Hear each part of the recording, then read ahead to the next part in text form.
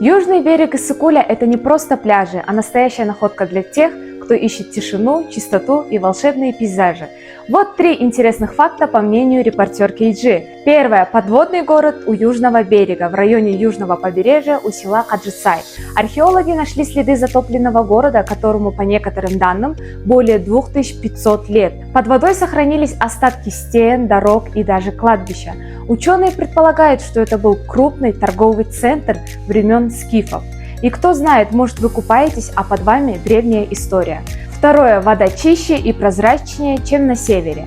Благодаря каменистому дну здесь почти не поднимается муть, а поскольку туристов меньше, вода остается кристально чистой, буквально как стекло. Это идеальное место для дайверов и тех, кто хочет увидеть дно озера без маски. Третье. Каньоны Сказка. Это как Марс в Кыргызстане. Его песчаные образования напоминают замки, драконов и каньоны Дикого Запада. Все это создала сама природа, ветер, вода и время. Никакого фотошопа, только реальность, от которой захватывает дух.